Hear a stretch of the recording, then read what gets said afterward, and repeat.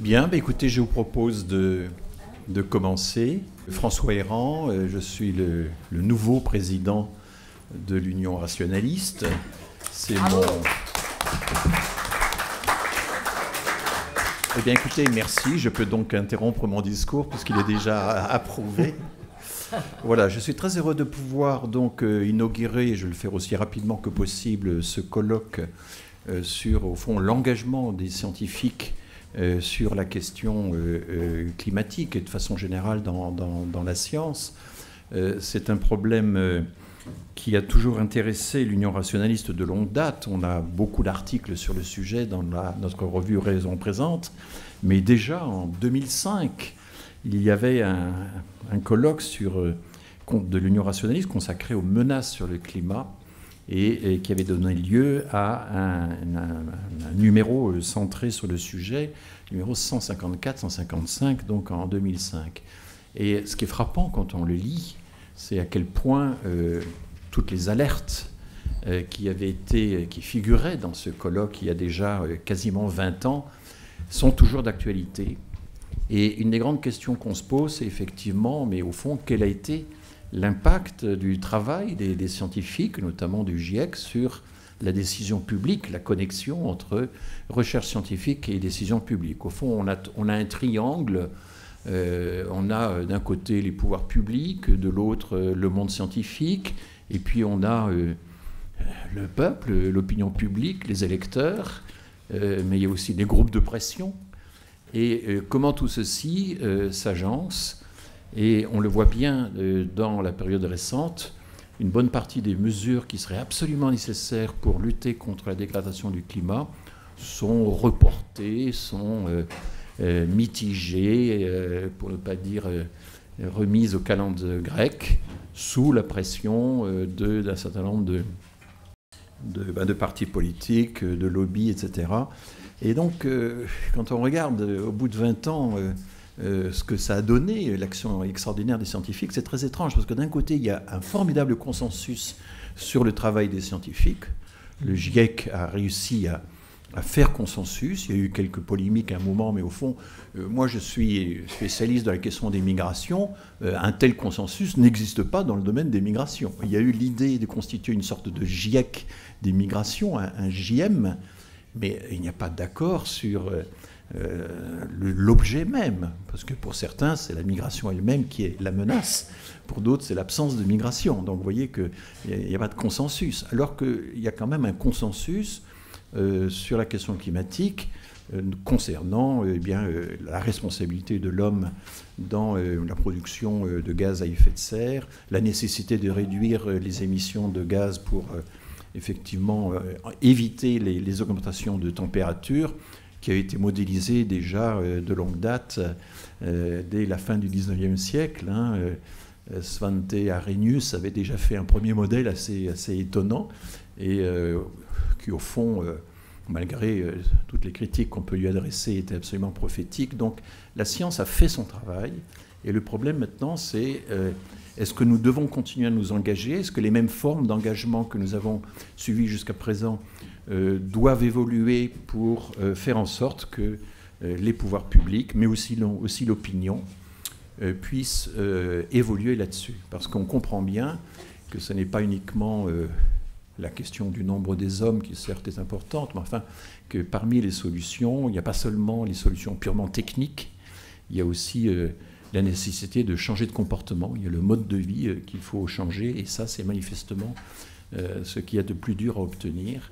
Donc, il nous faut doubler le travail scientifique d'un travail d'explication, de justification, et au fond d'une certaine maîtrise de la rhétorique. Alors là, je me retrouve avec des fondamentaux. Aristote, dans la rhétorique, explique déjà que d'un côté, il y a l'art de raisonner, et de l'autre, il y a l'art de persuader. L'art de raisonner, c'est la science, c'est la dialectique, c'est le savoir scientifique de l'époque. Et ça, c'est vrai ou c'est faux. Mais le travail rhétorique, c'est la capacité à accroître la probabilité de convaincre autrui. Et là, il faut s'adapter aux différents publics.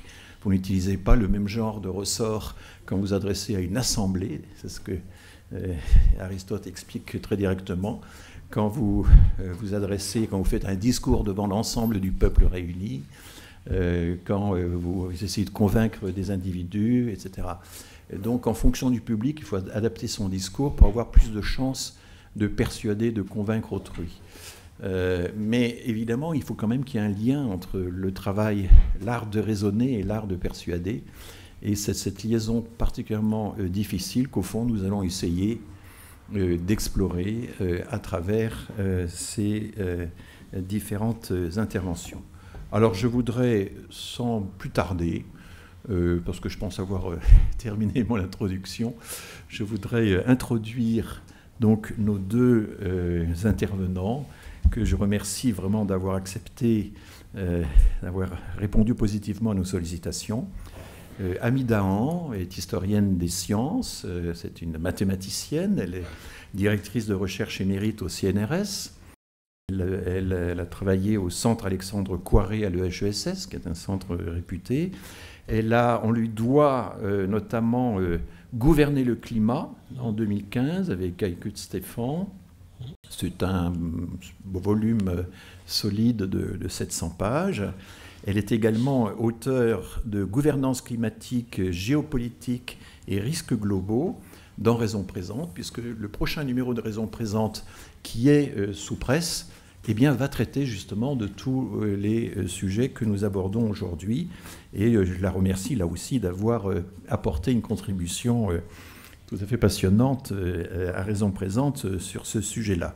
Donc, je vous invite peut-être pas à lire les 700 pages de Gouverner le climat, puisque Amy Dahan va maintenant, en quelques minutes, n'est-ce pas, non seulement nous résumer ce qu'elle a déjà fait, mais nous parler de la façon dont elle voit l'avenir des relations entre les chercheurs, le politique, l'opinion, voilà. Et puis Mathias Girel est philosophe, il est maître de conférences ici à l'ENS, il dirige le centre d'archives en philosophie, histoire et édition des sciences à l'ENS, alors qui n'est pas dans ce bâtiment, mais qui est un peu plus loin, dans l'ancien bâtiment que j'ai fréquenté autrefois, où il y avait à la fois l'Institut national de recherche pédagogique et la cinémathèque. Donc tout ça me rappelle des souvenirs, de même que quand je suis ici, salle du SAN, je me souviens des projections de films que nous avions ici dans cette salle, et je me souviens aussi des cours que donnait Jacques Derrida, ou que donnaient d'autres personnalités. Et j'ai un souvenir assez drôle aussi, il n'y avait pas toutes ces protections là sur les vitres. Un jour, Le Canuet est venu présenter son programme à l'occasion de je ne sais plus quelle élection, 74 par là, entouré d'épais gardes du corps, qui se penchaient comme ça sur le côté et qui ont cassé la vitre par le simple fait de se pencher sur les murs. Donc cette salle m'évoque des souvenirs, mais je ne vous embête pas davantage avec mes idiosyncrasies, et je vais donc le grand plaisir de donner la parole à Amy Dahan. Allez-y. Merci. Donc je plonge dans le sujet. Je ne vais pas principalement parler du rôle des scientifiques. Je toucherai bien sûr, et j'ai écrit quand même plusieurs papiers là-dessus, et en particulier aussi plusieurs chapitres dans ce fameux livre, du rôle des scientifiques dans la construction du problème climatique et dans la façon dont il a été configuré, conceptualisé, traité politiquement à l'échelle internationale, etc. Mais je vais plutôt parler de ce cadre général dans lequel les scientifiques se sont inscrits. Et vous savez que pratiquement, il y a 32 ans, il y a eu cette fameuse conférence de Rio en 1992, le sommet de Rio, qui a lancé 3 processus multilatéraux qui sont 3 processus de COP, celui du climat, celui de la biodiversité et celui de la lutte contre la désertification. Et à la fin de cette année auront lieu, à peu près presque simultanément, entre novembre et décembre, les 3 COP relevant de ces conventions. De ces conventions décidées. Mais au-delà de ça, je crois qu'il faut rappeler qu'en 92, à ce moment-là, il y a eu une sorte de pacte mondial qui était proposé aux pays à l'ensemble des pays, puisque c'est le processus multilatéral des Nations Unies qui avait lancé ce sommet, etc. Et ce pacte mondial, qui était résumé sous, en gros, l'idée du développement durable, Sustainability Goals, etc., c'est quelque chose qui a eu à ce moment-là un écho énorme, puisque c'était juste après la chute du mur, l'effondrement de l'Union soviétique, et qu'il y avait eu après le discours de Brundtland, qui était la secrétaire générale des Nations Unies à la fin des années 80, et qui disait « Notre Terre est une, mais nous n'avons pas les institutions et les outils pour justement construire ce monde un ». Dont on a besoin aujourd'hui. Donc, dans un grand enthousiasme, il y a eu ce pacte mondial. Évidemment, maintenant, on peut dire, rétrospectivement, que la décennie 1990, qui a été une décennie d'économies effrénées et de triomphe des néoconservateurs aux États-Unis, puis la décennie suivante qui a vu l'ascension inédite des grands émergents, évidemment avant tout la Chine, s'est caractérisée, ces 2 décennies se sont caractérisées par un développement d'une mondialisation férocement concurrentielle, l'explosion tous azimuts du commerce, les vertus proclamées de l'autorégulation, l'extension du capitalisme financier, avec d'ailleurs des outils scientifiques qui ont été à l'œuvre pour cette extension-là, puisque c'est le moment aussi où tout cela se développe, avec les outils numériques, etc., et la diffusion du mode de vie occidental comme étant le seul enviable. Donc, dans ce triptyque primitif du développement durable, le pôle économique l'a emporté complètement sur les autres et a pratiquement, je dirais, neutralisé la question environnementale et les quelques indicateurs qui ont été un petit peu explorés, comme la notion de capital naturel ou d'empreinte écologique qu'on avait cherché à construire, n'ont pas véritablement pris racine. Et en gros, il y a eu 2 projets politiques, économico-politiques, qui se sont affrontés, et bien sûr, celui du développement durable, dont certains collègues qui l'ont caractérisé comme un projet d'inspiration social-démocrate, eh bien, il a perdu.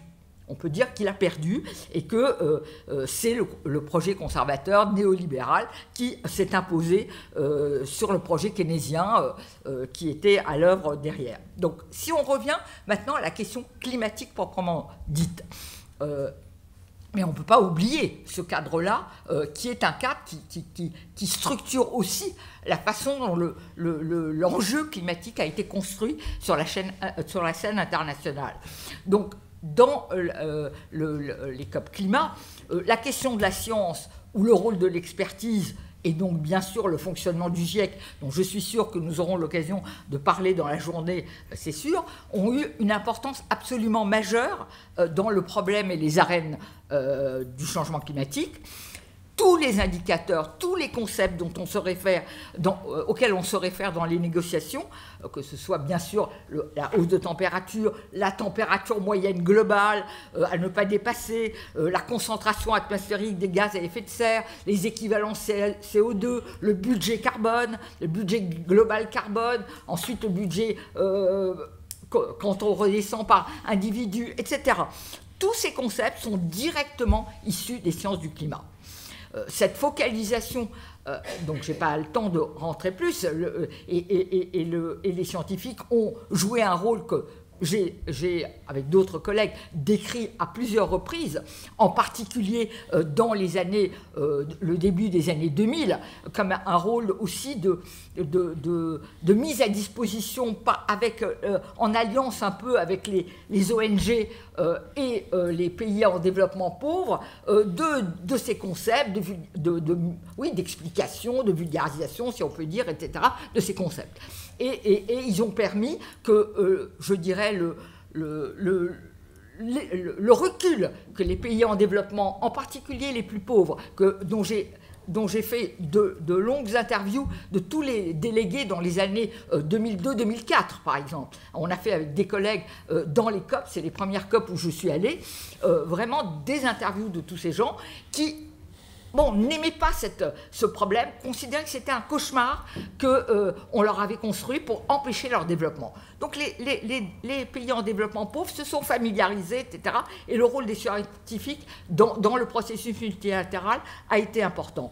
Néanmoins, je crois qu'il faut souligner le fait que la diffusion des connaissances, leur appropriation, ont été considérées trop longtemps comme les principaux gages de succès du développement, du passage à l'action politique. Et chaque fois, si vous voulez, qu'on a été confronté à la stagnation du processus politique, on a constamment invoqué le déficit de connaissances, les phénomènes de dissonance cognitive, le climato-scepticisme, etc. Et je crois qu'il faut se rendre compte, et on le sait très bien aujourd'hui, c'est encore plus vrai aujourd'hui, où on assiste non pas à un climato-scepticisme affiché, mais à un climato-relativisme qui est en train de se développer, dont on a malheureusement vu les effets lors des dernières élections européennes, et c'est vrai dans toute l'Europe. Eh bien, je crois que ces défaillances de passage à l'action ou d'acceptation du problème ne sont pas toujours liées au problème d'assimilation de la connaissance. Parce que ce n'est pas simplement ça. Et du coup, on a insuffisamment, je crois, discuté des politiques climatiques acceptables, souhaitables, voulues, possibles, tout simplement possible pour les divers pays.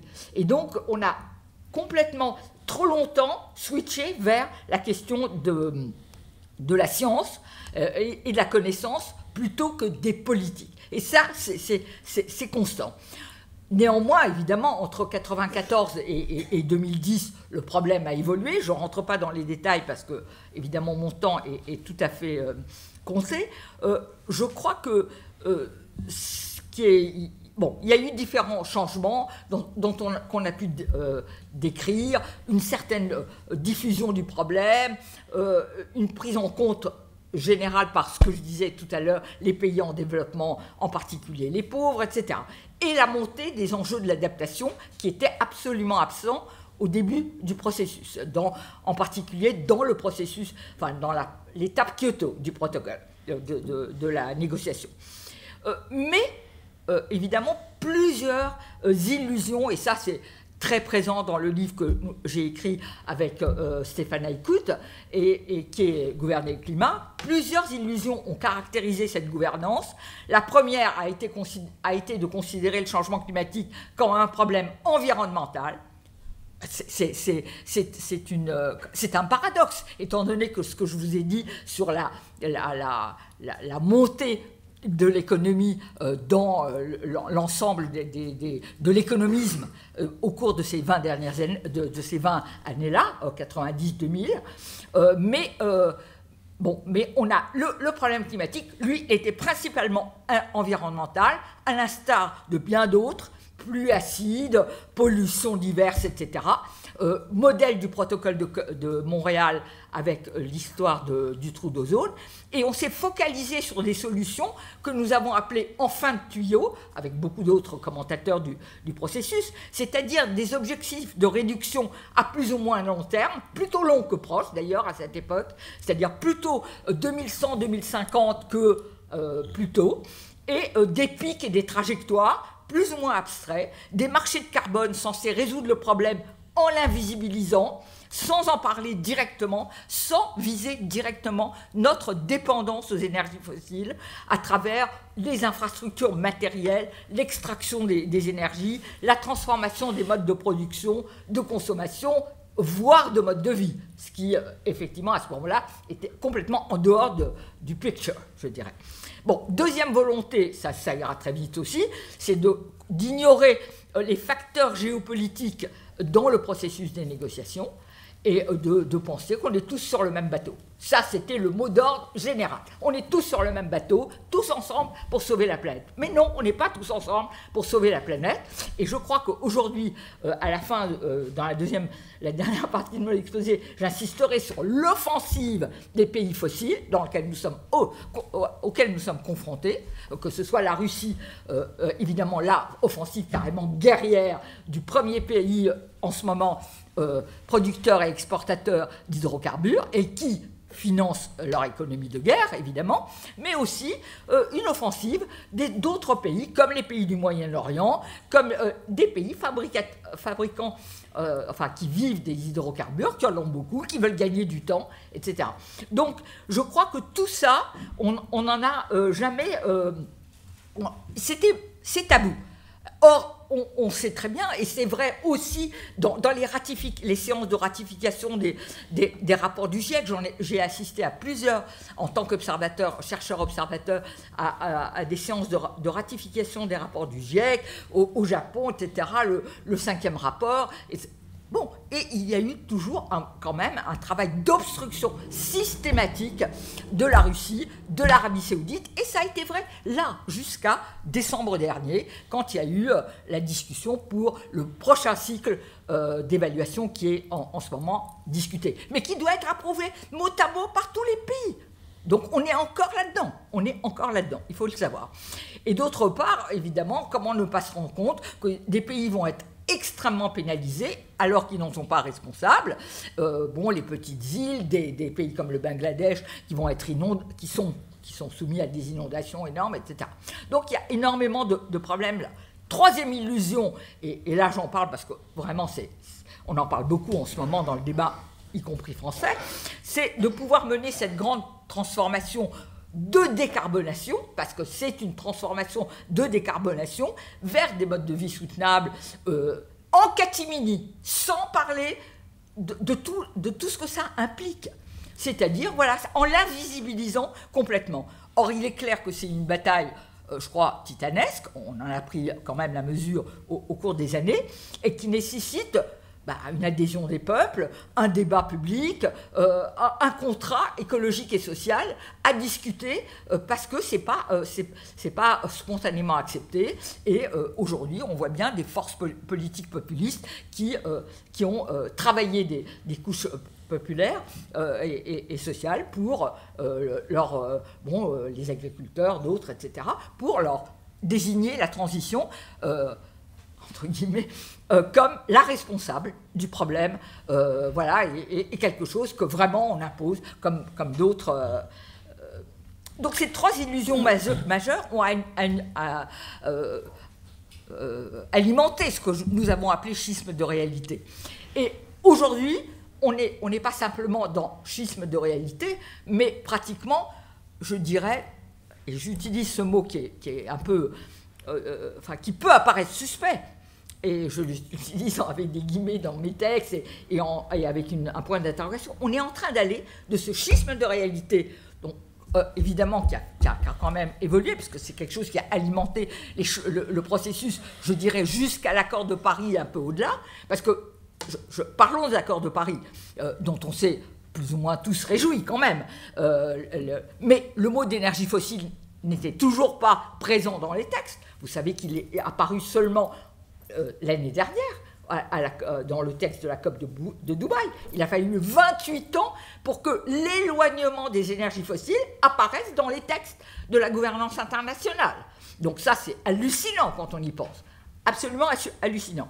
Et donc, et là, on a eu une gouvernance incantatoire qui s'est installée, inaugurant un nouveau cycle de promesses avec des objectifs très ambitieux à long terme, un seuil dangereux des 2 degrés qui a même été rabaissé à 1,5 degré, et vous savez qu'il y a eu une grande polémique au sein même des scientifiques sur la faisabilité des 1,5 degré, puisqu'au fur et à mesure des années qui passent, y compris depuis l'accord de Paris, on est là 9 ans après l'accord de Paris, en France nous avons baissé de 5% cette année et nous nous en réjouissons, mais à l'échelle mondiale on n'a pas baissé, on continue à augmenter, on a continué à augmenter. Donc au fur et à mesure des années, alors que déjà au moment de l'accord de Paris, fin 2015, je me souviens très bien du choc que ça a été dans la communauté des climatologues et des scientifiques de parler de ce 1,5 degré, étant donné que déjà il y avait eu une polémique entre scientifiques sur est-ce que 2 degrés est atteignable et sous quelles conditions. Et là, brusquement, les pays en développement pauvre ont dit on ne signe pas s'il n'y a pas 1,5 degré. Et c'était, par exemple, le leader Salimul Huq, que j'ai très bien connu, et j'avais envoyé des étudiants travailler au Bangladesh avec eux, qui ont fait leur thèse sur les conditions de ce pays, etc. Je comprends son enjeu politique, qui était de dire, nous, de toute façon, à 1,5 degré, et 1,5, on a déjà des désastres et des montées des eaux insupportables. Donc, on ne signe pas si on n'essaye pas. Donc, finalement, tout le monde a accepté de mettre ça sous condition de si possible, 1,5, etc. Mais les années ont passé de 2015 jusqu'à 2022, par exemple, quand il y a eu 2021, la reprise après le Covid de la COP de Glasgow, où les choses avaient augmenté, mais on continuait à parler si possible. Alors que il était clair, et ça avait été dit dans le rapport du GIEC de 1,5 degré, chaque demi-degré compte, mais voilà, il faut passer à l'action maintenant. Bon, alors, tout ça, étant donné que les freins, les obstructions, etc., ne sont jamais abordés frontalement dans les négociations pour ne pas fâcher, parce qu'on est dans une gouvernance qui se veut bienveillante, inclusive, etc. Voilà, donc on n'affronte pas les vrais problèmes. Bon. Et alors donc, quand je dis schisme de la décarbonation, ça veut dire que, par exemple, à la COP de Glasgow, de reprise après le Covid, Boris Johnson, etc., a lancé un grand appel en disant maintenant c'est les majors et les grandes entreprises qui vont décarboner, elles sont beaucoup plus riches que les États, donc les majors fossiles d'une part, mais aussi celles des nouvelles technologies, Google, Apple, etc. Bon, tous ces gens vont payer et ça va y aller, et c'était l'euphorie. Chacun a donné des dates de sortie des fossiles, donc 2050 pour l'Europe, 2060 pour la Chine, et même l'Inde, qui était très réticente, a dit 2070. Mais bon, dans le processus international, rien n'est vérifié. Rien, depuis l'accord de Paris, on sait que la principale disposition qui a été actée dans l'accord, qu'on appelle MRV, Monitoring, Reporting and Verifying, les émissions des pays, donc qui permettent de suivre ce que font les pays, c'est un dispositif qui ne fonctionne pas.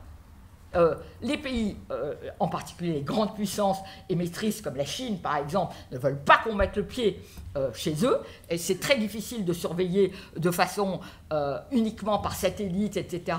Et on ne peut pas arguer de ce qu'on constate, puisque chaque chose s'appuie sur la bonne volonté des pays, ce qu'elle déclare. Donc on ne sait pas. L'année 2060 pour la Chine, on ne sait pas. Même si aujourd'hui on sait très bien que, par exemple, la transition est devenue un objet de concurrence géopolitique énorme et que la Chine s'est positionnée de façon majeure dans ces marchés du futur, de la transition, avec les renouvelables d'une part, les investissements dans toutes les matières rares, les métaux rares, etc., qui sont indispensables pour la voiture électrique et les panneaux photovoltaïques, etc., et qu'elle est la seule aujourd'hui puissance qui a investi dans tous les maillons de la filière. Bon, tout ça, donc si vous voulez, je pense que cette thèse que nous avons développée sur le schisme de réalité, elle est un peu renforcée aussi par la thèse de Fressos dans son ouvrage qui fait parler beaucoup de lui, qui s'appelle « Sans transition », où il constate cette absence, si vous voulez, je dirais moi, d'entrer dans le cambouis de la décarbonation. C'est-à-dire comment on décarbone aussi, pas seulement en mots et en des courbes, etc., mais les processus technologiques et industriels de fabrication des objets qui sont ceux de notre quotidien à l'échelle mondiale. Les bagnoles, le bâtiment, le ciment, les avions et tout ça. Donc, Donc voilà, je crois que évidemment, j'objecte beaucoup à Fressos qui a fait ce fameux livre Sans transition, mais qui est extrêmement, qui est incontournable pour identifier les problèmes techniques et matériels concrets de ce qu'est la transformation de décarbonation. Alors après, lui, il ne se pose pas les problèmes politiques de dire mais alors comment on fait et comment quelque chose qui n'a jamais eu lieu peut quand même avoir lieu, parce qu'il faut que ça ait lieu aujourd'hui et qu'il faut un volontarisme politique énorme qui identifie bien des questions précises pour surmonter ce problème.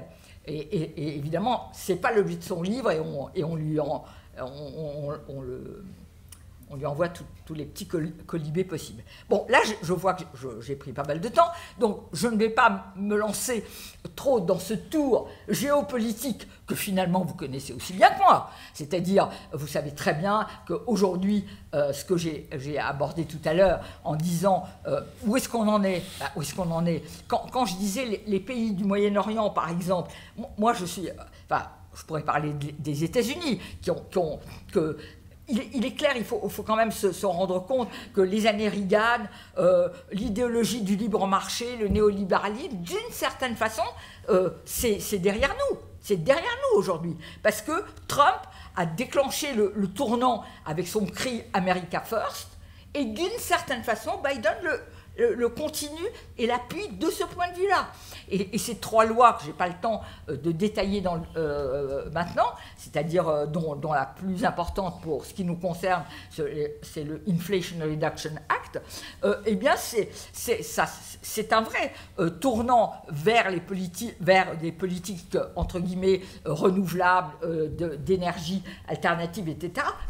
Mais aux États-Unis, ce tournant, il se fait en gardant les énergies fossiles bon marché et abondantes. Et d'une certaine façon, dans la situation géopolitique internationale que vous pouvez connaître, eh ben, on les comprend un peu. C'est-à-dire, bon, d'un côté, ils ne veulent pas être dans la main de la Russie, des pays du Moyen-Orient, des pays de l'Asie centrale, qui sont les réserves et donc ils gardent eux aussi leur gaz de schiste, en plus leur gaz de schiste et leurs hydrocarbures. Bon, ils sortent du charbon, ça c'est vrai, mais ils gardent tout le reste, le gaz principalement. Et puis il faut voir aussi que les pays du Moyen-Orient aujourd'hui, qui sont parmi les pays, je dirais, les plus riches de la planète par habitant, etc. Ils ont les PIB les plus importants. L'autre jour, je suis allé intervenir à la demande d'ailleurs du Grand Continent dans une table ronde à l'UNESCO, et je ne sais pas pour dire, mais le futur était représenté par une personne, en l'occurrence voilée, de la fondation de Dubaï pour le futur, qui nous parlait des grands travaux de prospective de ce pays, pour le monde entier. Pour le monde entier. Bon, c'est quand même un petit peu, outré de penser que nous allons confier ces travaux de prospective et cette vision du futur et en particulier quand on est attaché comme moi aux questions du climat, etc., de penser que d'une certaine façon, on sait très bien que la façon dont ces pays conçoivent la réelle allocation de leurs rentes fossiles va écrire en grande partie l'avenir de la transformation climatique à l'échelle mondiale. Parce qu'ils sont aujourd'hui, d'une certaine façon, ils représentent 30% de la production pétrolière mondiale. Voilà. Et donc, par exemple, à la dernière conférence de mars 24 aux États-Unis, le fameux, la semaine CERIC, de la production des grands majors fossiles à Houston, qu'est-ce qu'il y a eu ? Il y a eu une conjonction entre le PDG de Aramco, dont le nom m'échappe là, excusez-moi, je dois le retrouver dans mes trucs, mais comment il s'appelle déjà ? Amin Nasser, PDG de Aramco, donc qui est le géant d'Arabie Saoudite des hydrocarbures, et puis celui de ExxonMobil, Darren Woods, qui ont déclaré la transition énergétique est une plaisanterie. C'est une plaisanterie parce qu'aujourd'hui, le monde a besoin de fossiles et nous allons continuer pendant au moins 30 ans. Or, d'après le GIEC, et auquel là vraiment j'adhère à leurs travaux, bien sûr, eh bien nous savons que 30 ans au rythme actuel, c'est vraiment c'est extrêmement dangereux, c'est un péril climatique majeur. Donc voilà. Donc peut-être que je ne sais pas si c'est mon heure, je veux pas. Mais alors évidemment, quelles pouvaient être nos béquilles dans ce monde très dangereux, et je finirai par 3 mots. Nos béquilles jusqu'à la semaine dernière. Enfin, je dirais, les élections européennes, pas seulement en France, mais ailleurs. Malgré tout, l'Europe a été la bonne élève de ce processus. Elle a essayé, elle est dans la rivalité stratégique Chine-États-Unis, elle représentait quand même un pays qui a, je dirais, une protection sociale digne de ce nom. C'est important quand même quand on appréhende les pays. Des fonctionnements démocratiques dans l'ensemble, hein, je regarde ça globalement, à peu près, qui sont les plus convenables à l'échelle mondiale, etc. Et donc, pour nous, et qui est engagé quand même depuis longtemps et de manière assez crédible dans le climat. Elle paraît toujours pour moi le seul espoir. Mais malheureusement, on voit bien que cet espoir, cette béquille, elle est complètement fragile, vulnérable, à la croisée des chemins, je dirais, et qu'elle doit comment se muer en une farce géopolitique. C'est une question, on aura l'occasion de discuter. Merci.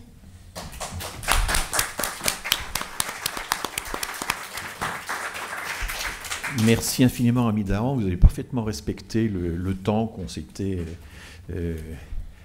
donc réservé pour votre exposé. C'est un plaidoyer vibrant et en même temps un peu consternant sur la situation actuelle. Alors je vais tout de suite, puisque les questions, je pense qu'on les posera après les deux interventions. Nous allons tout de suite donner la parole à Mathias Girel et ensuite on passera à des questions qui vaudront pour les deux exposés. Merci beaucoup, je suis très heureux d'être ici aujourd'hui avec vous. Je crois que la première fois que j'avais eu le plaisir et l'honneur de parler ici pour l'UR, c'était en 2014, au gros colloque sur le progrès, qui avait été publié ensuite dans Raison Présente. Et alors aujourd'hui, donc je n'interviens pas en tant que chercheur, je mène par ailleurs une recherche en philosophie et histoire des sciences, mais donc à la demande de Michel et de tout le comité d'organisation, j'interviens pour vous donner un peu un témoignage sur 2 et surtout 1 rapport du comité d'éthique du CNRS, dont je fais partie. Je dis surtout 1 parce que, pour ne pas déborder, puis pour laisser de la place, et on a démarré tout à fait à l'heure, hein, mais pour laisser de la place aux questions, je vais surtout insister sur le premier, sur la question de l'engagement public des chercheurs et des chercheuses, parce que vous verrez que la dimension climatique et environnementale fait déjà partie du périmètre de ce rapport.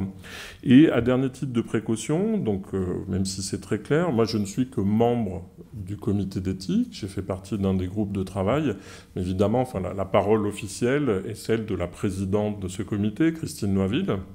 Et dernière chose, je voudrais donc associer, pour ce qu'il y aura de vrai dans ce que je vais présenter, mon collègue et ami Éric Guillardi, qui avait déjà produit quelques visuels pour cette présentation. On travaille ensemble, on essaye de présenter ces rapports dans différents endroits. Donc voilà, je voudrais l'associer. L'exposé sera mien, et les bêtises, s'il y en a, peut-être. Mais en tout cas, voilà, je voulais le remercier à cette occasion. Alors, de fait, pour ce rapport qui a été rendu il y a maintenant 1 an à peu près, on avait été un peu convoqué, interpellé par un certain nombre de questions dans le débat public, des questions qui pouvaient venir parfois de la communauté de recherche qui se posait des questions de distinction entre le scientifique et l'expert. On sait que ce sont 2 manières différentes d'intervenir dans des arènes différentes. La question du citoyen en rapport aux 2 premières catégories. Quand est-ce qu'on parle en tant que citoyen, quand est-ce qu'on parle en tant qu'expert, quand est-ce qu'on parle en tant que scientifique, voire de militants. Il y avait un contexte derrière cette première question qui est que on ne choisit pas toujours de l'étiquette qu'on va nous apposer. Et ce qu'on a bien vu dans le débat climatique et parfois dans des controverses un petit peu montées en épingle, c'est que je pense à des chercheuses en particulier qui rendent compte de la science tout à fait standard, acceptée par l'immense partie de la majorité, peuvent se faire taxer de militantisme pour avoir rappelé les évidences ou les bases de la science climatique ou des résultats actuels. Ce que je veux dire par là, c'est que notre intérêt pour cette réflexion sur l'engagement était lié au fait qu'il y avait des collègues qui se posaient la question de savoir s'ils pouvaient, à bon droit, tout en restant chercheuses et chercheurs, s'engager dans des débats publics, mais on était aussi intéressé par le fait qu'on ne choisit pas toujours de son engagement, du moment à partir duquel on va apparaître comme engagé, sauf à rester totalement silencieux, même quand des choses absolument fausses sur nos disciplines scientifiques sont dites dans l'espace public. Derrière se posaient aussi des questions de notions de neutralité. On parle souvent de neutralité ou de neutralité axiologique, donc du point de vue des valeurs pour ce qui serait de la recherche scientifique. La question de la confiance que le public accorde ou non à la science, la question de la crédibilité des chercheuses et des chercheurs. Se posaient aussi des interrogations de nos collègues. À partir de quand je risque de me faire instrumentaliser dans des débats publics, à partir du moment où je me suis engagé dans un débat public. Et s'engager, ça peut être parler sur une antenne de radio, intervenir auprès d'une association, il y a différentes formes et modalités de l'engagement. Se poser la question des intérêts, quel intérêt doit me dicter quand je m'engage. Et puis, enfin, d'où parler, c'est-à-dire comment présenter son engagement, si on est chercheuse ou chercheur ou chercheuse, et quelle éthique, quels principes doivent nous régler si on intervient dans des débats publics. Et donc ces questions un petit peu foisonnantes, elles nous revenaient à la fois des collègues, des communautés de recherche, et puis d'autres secteurs de la société, ce qui est une des raisons pour lesquelles on s'est engagé dans cette réflexion commune qui a duré une année. On a écouté pas mal de gens. Et en particulier avec une attention aux situations où se posaient des conflits de valeurs et qui amenaient des questions éthiques chez les collègues.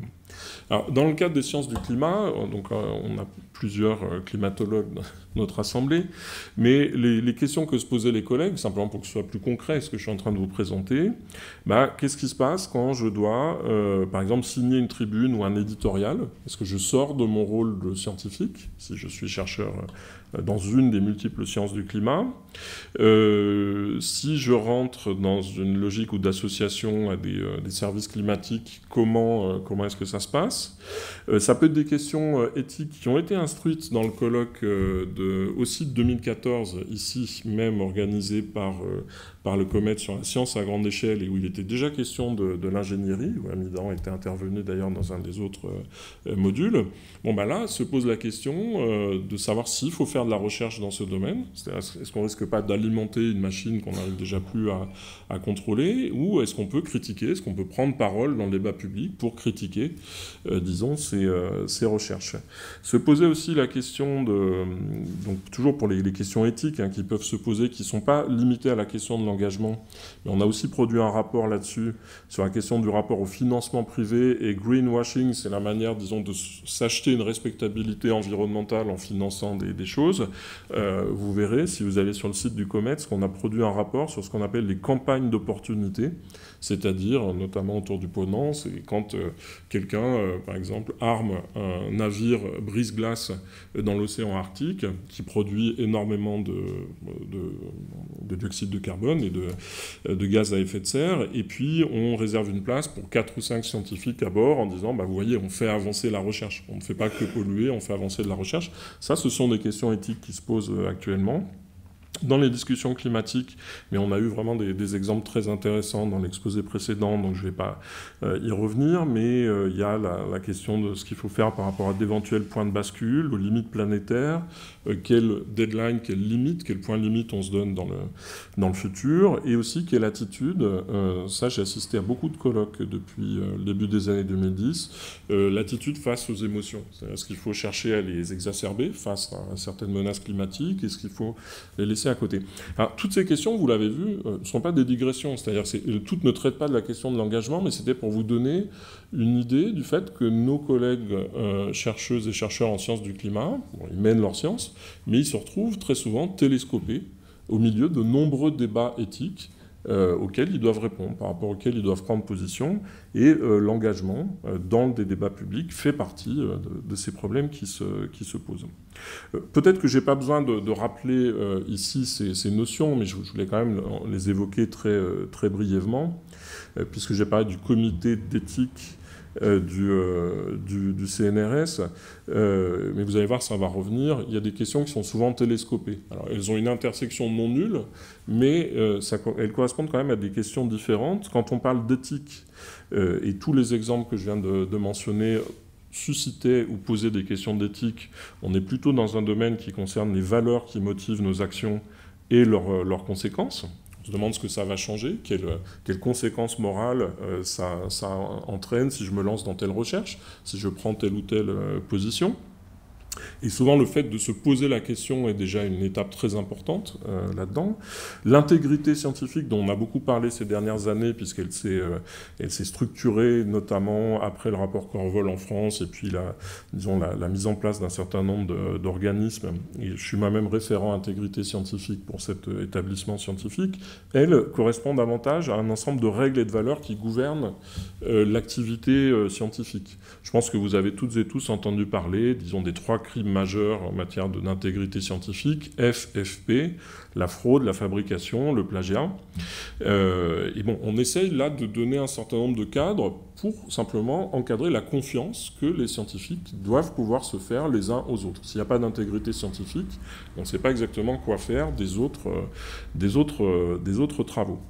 Donc qui sont des questions liées mais différentes. Et enfin, la question de la déontologie, puisqu'on est dans un pays où beaucoup de chercheurs et chercheuses relèvent encore de la sphère publique, ils sont pas toujours, mais sont en partie des fonctionnaires.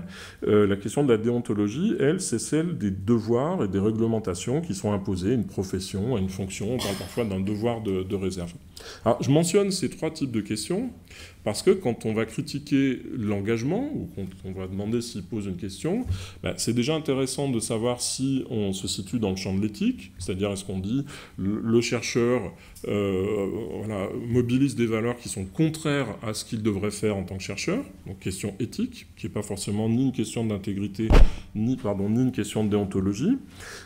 Parfois, ça peut être une question d'intégrité, c'est-à-dire est-ce que jusqu'où on peut aller dans l'engagement sans menacer vraiment, disons, la solidité ou l'objectivité de son travail, et se pose la question de la déontologie, c'est-à-dire est-ce que la liberté de parole ou la liberté académique sont bridées et peuvent être bridées par des devoirs déontologiques, voire par des lois, puisque pour ce qui concerne les droits et devoirs des fonctionnaires, qui encore une fois ne sont qu'une partie de la communauté de recherche, eh bien on a depuis la circulaire Leport en 84 ou 85, sur les obligations de neutralité, un cadre aussi qui peut régir notre activité.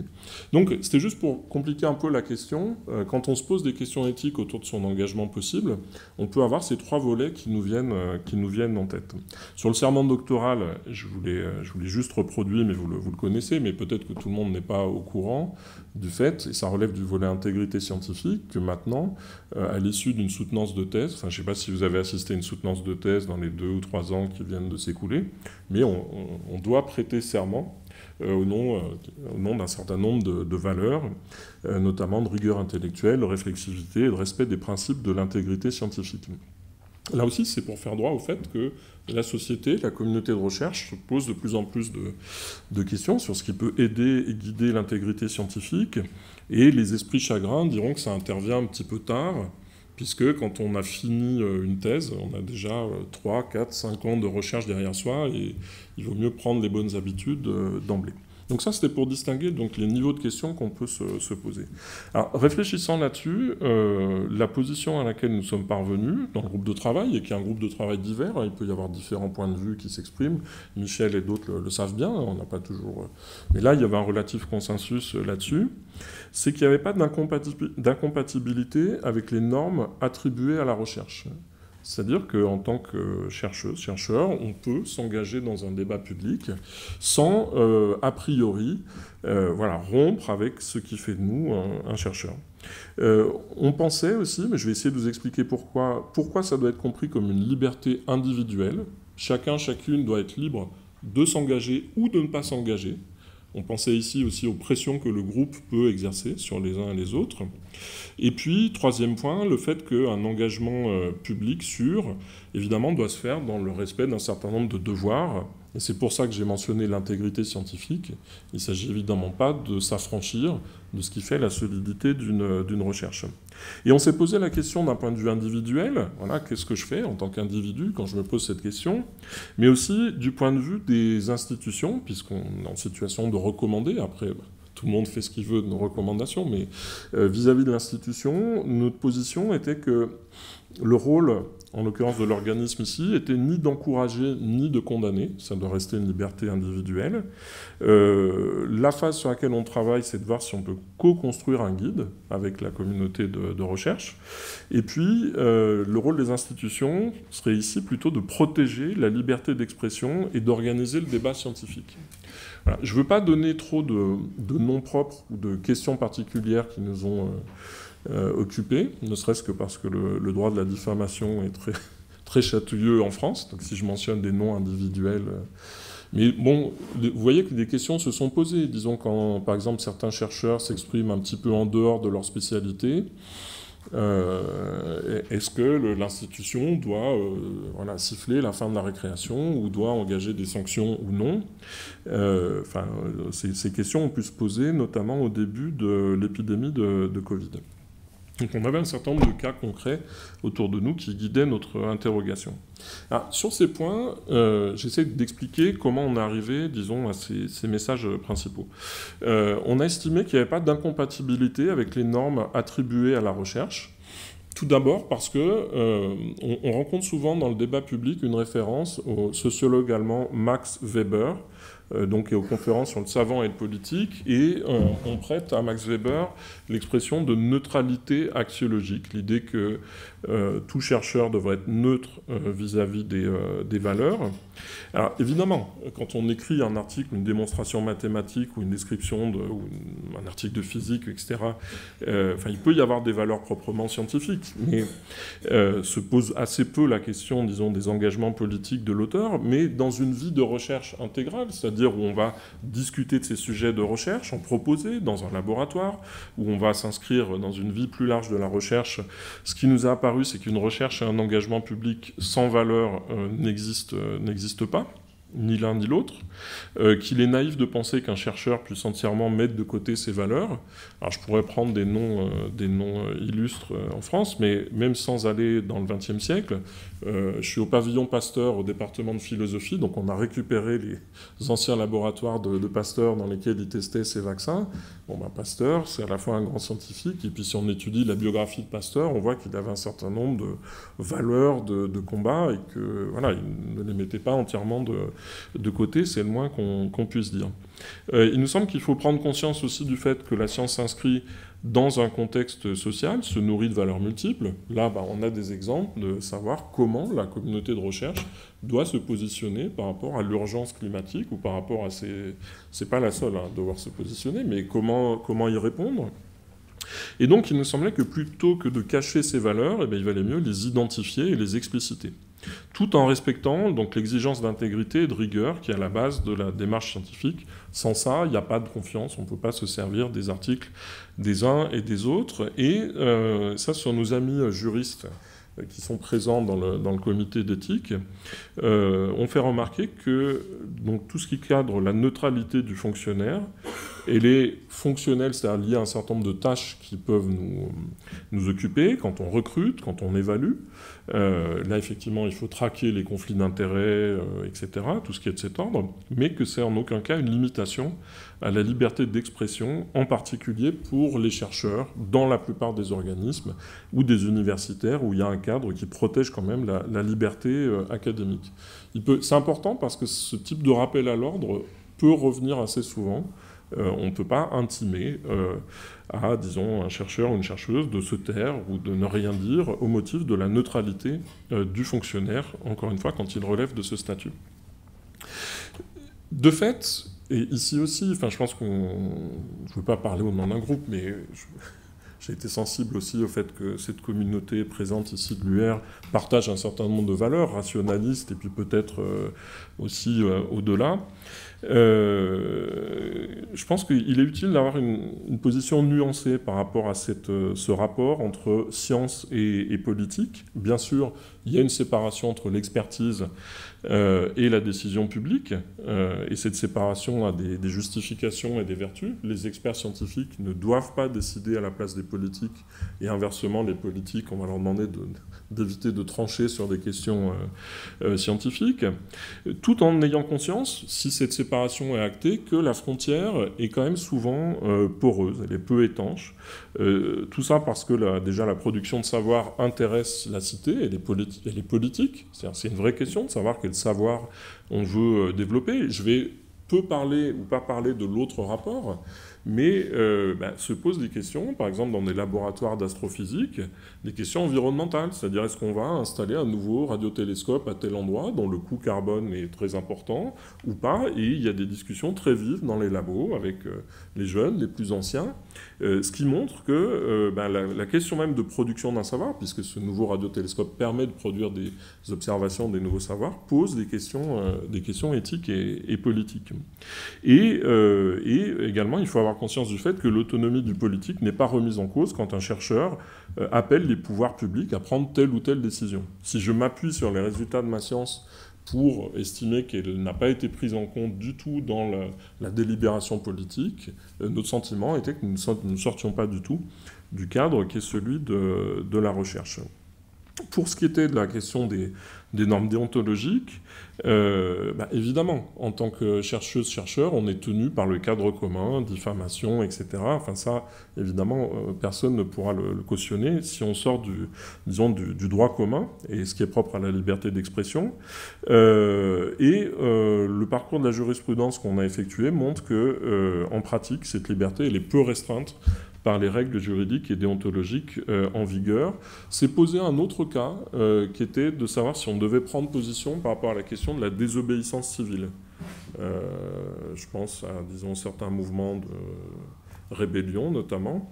Notre position a été que ce n'était pas notre rôle, dans la mesure où quand on s'engage dans une attitude de désobéissance civile, en général, on s'expose à la loi pour essayer de la faire changer. Donc il y a une juridiction qui va s'intéresser à ce qui s'est passé, telle manifestation, tel blocage, etc. Donc c'est une affaire judiciaire.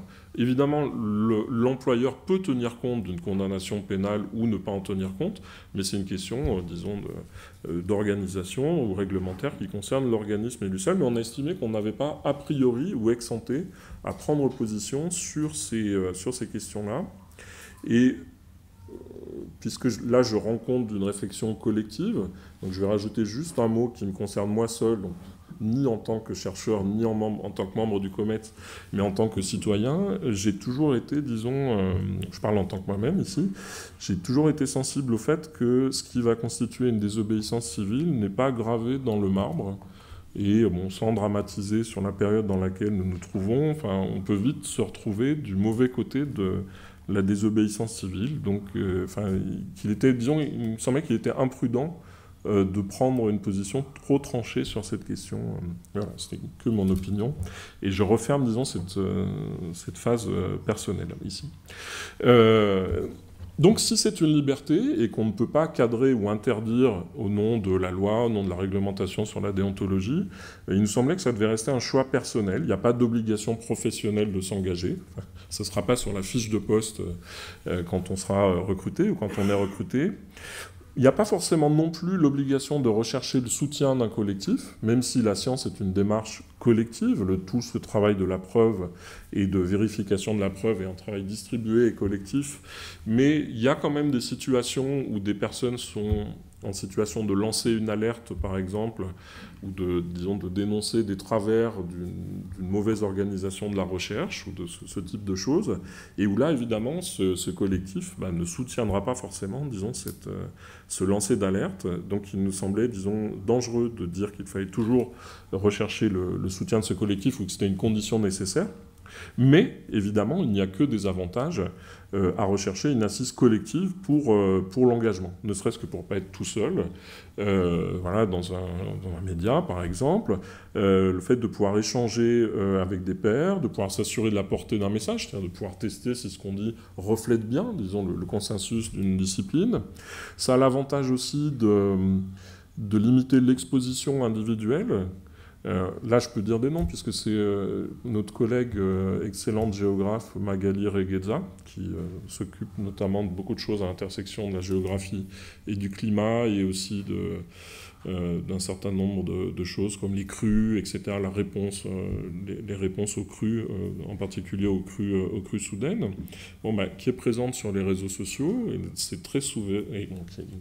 se contente de rappeler simplement ce qu'on sait dans son domaine, se fait souvent prendre à partie sur les réseaux sociaux, se fait taxer de militantisme, alors qu'elle tient un propos tout à fait solide, sérieux, et me semble-t-il à peu près neutre.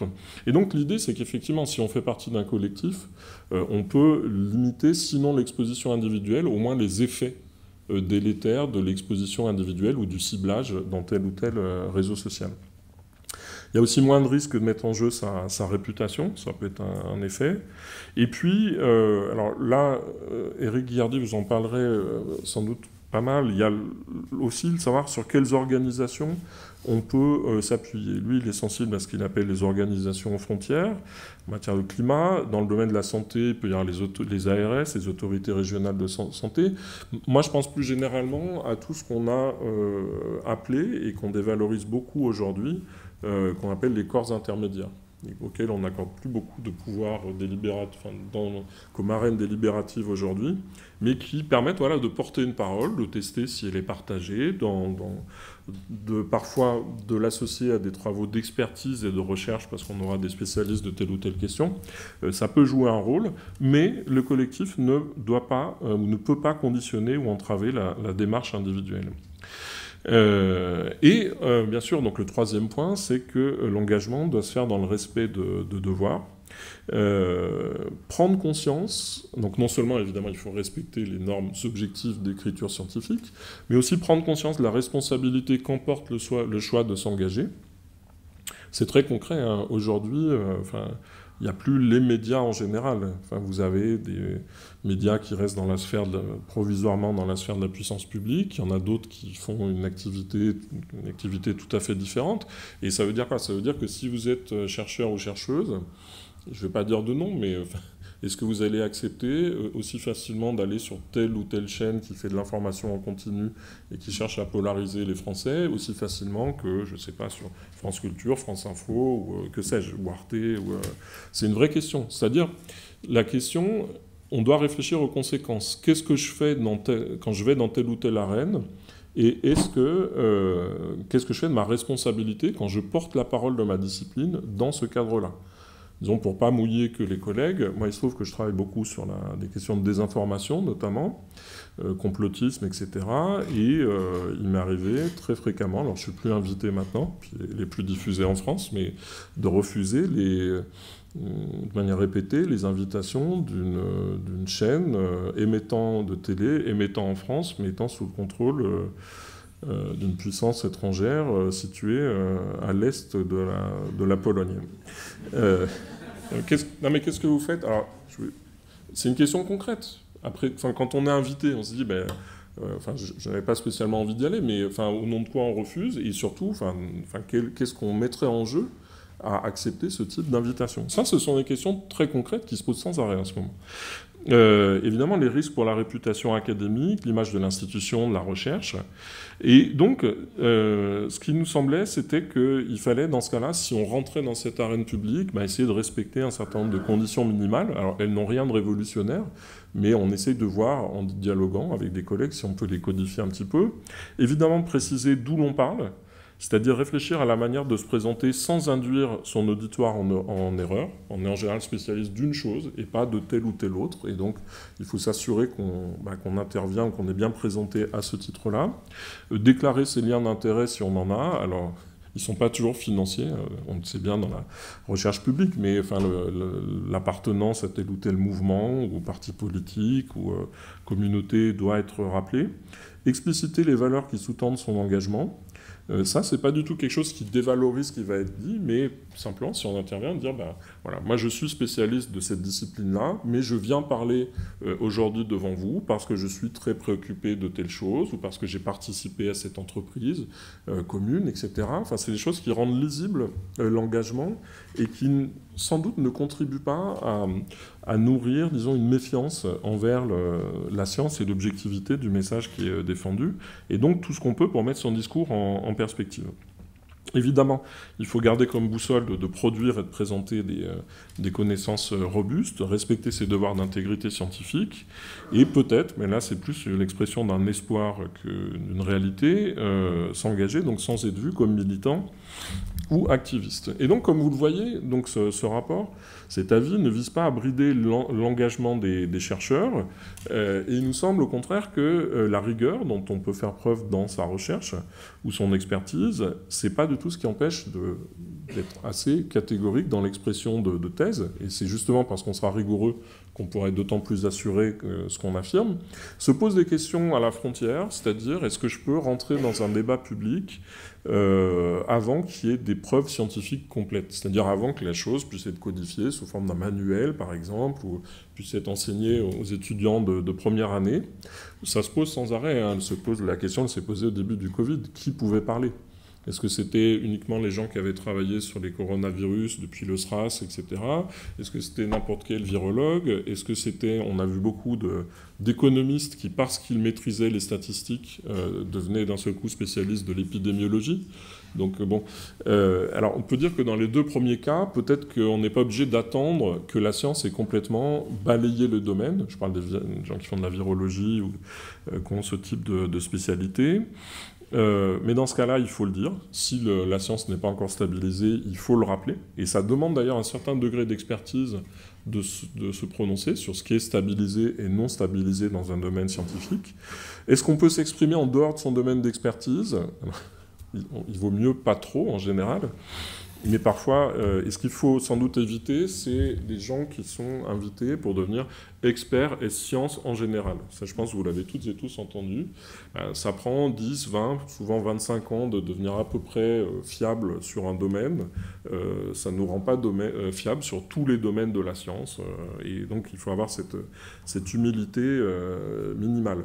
Pour autant, parfois, ça peut arriver. Je ne sais pas si vous avez une formation qui a impliqué un minimum de mathématiques et que vous entendez une erreur mathématique ou un discours qui est fondé sur des erreurs grossières. Par exemple, aujourd'hui, il y avait 50% de chances de pluie, demain, il y a 50%, donc sur le week-end, il y a 100% de chances qu'il pleuve, par exemple. Ce qu'on a déjà entendu. Hein, là, de fait, il n'y a pas besoin d'être à Météo France pour le faire remarquer. Sans doute, mais c'est toujours bien de le dire dans ce cas-là ou de s'être renseigné sur le domaine. Et donc, on pense que toute intervention publique doit faire l'objet d'une réflexion préalable chez ceux qui s'engagent. Est-ce que je suis légitime à m'exprimer en public sur tel ou tel sujet ? Un petit exercice d'examen, auquel n'incitent pas les chaînes d'information en continu, qui vont vous inviter pour quelque chose et vous faire parler souvent, pas toutes, mais certaines de toute autre chose, des domaines sur lesquels on estime ces propos pertinents, et qu'est-ce qu'il faut faire pour ne pas induire son public en erreur aussi. Ce qui est une question importante. On n'arrive pas toujours à les respecter, mais en tout cas, il faut essayer de les voir comme un objectif vers lequel il faut tendre. Du point de vue des institutions, j'ai presque fini, mais des aspects de la vie, d'ailleurs, ont été mobilisés par la presse et dans le débat public. En tout cas, le rapport a été lu par certains journalistes. L'idée, c'était que l'institution doit ni encourager ni condamner l'engagement public. Elle doit en revanche aider à élaborer un guide, donner des repères déontologiques clairs à ses chercheuses et ses chercheurs. Sa réaction par défaut devrait être plutôt de défendre la liberté académique et la liberté d'expression des chercheurs. J'hésite à reprendre la parole à titre individuel, mais je vais m'en abstenir. Pour le dire de manière générale, il y a quelques années, les SHS, les sciences humaines et sociales en général, ont été l'objet d'une grosse pression au plus haut niveau, où on avait censément missionné un rapport, ou confié un rapport au CNRS qui n'a jamais été confié au CNRS sur, disons, certains engagements supposés des chercheurs en SHS. Le rôle d'un organisme, c'est plutôt de défendre la liberté académique, la liberté d'expression. S'il y a controverse, c'est-à-dire si quelqu'un est pris à partie ou des gens s'émeuvent qu'un chercheur parle en dehors de son domaine ou s'engage, eh bien, nous pensons que dans ce cas-là, ce n'est pas le rôle de l'institution de régler les choses, mais ce serait plutôt le rôle du débat entre pairs. C'est-à-dire, si quelqu'un dit quelque chose qui vous semble pas du tout représentatif de vos communautés de recherche, il vaudrait mieux que ce soit la communauté de recherche qui le dise. Par exemple, si les sociologues de la santé publique n'étaient pas tout à fait d'accord avec les énoncés d'un de leurs collègues qui était par ailleurs spécialiste de la délinquance, il vaut mieux que ce soit eux qui le disent et qui mettent en perspective cette parole, plutôt que ce soit d'autres personnes qui le décident et qui seront, a priori, moins qualifiées pour le faire. Et donc, ce qu'on voulait dire aussi en filigrane, c'est qu'il y a une possibilité de s'engager pour certaines et certains, mais il y a sans doute aussi des devoirs de vigilance épistémologique de toutes les communautés de recherche sur ce qui se dit et ce qui se fait au sujet de nos disciplines dans l'espace public. Et enfin, mais ça je l'ai déjà dit, sur la désobéissance civile, on a des juridictions pour ça, l'organisme n'a pas à s'y substituer, et une attitude de prudence est sans doute recommandée. Donc pour synthétiser, on ne pense pas qu'il y ait d'incompatibilité avec les normes attribuées à la recherche. Ça doit être compris comme une liberté individuelle, dans le respect de devoirs. Du point de vue des institutions, on ne doit ni encourager ni condamner. En revanche, si une institution s'engage, et beaucoup d'organismes se prétendent engagés dans tel ou tel domaine, bien les mêmes devoirs devraient s'appliquer. D'où je parle, qu'est-ce qui justifie mon engagement, qu'est-ce qui le met en perspective, au nom de quelles valeurs je m'engage, est-ce que ces valeurs sont partagées dans l'organisme, et l'idée étant globalement de protéger la liberté d'expression et d'organiser le débat scientifique. Voilà, je vous ai mis les noms des rapporteurs et je vous remercie pour votre attention.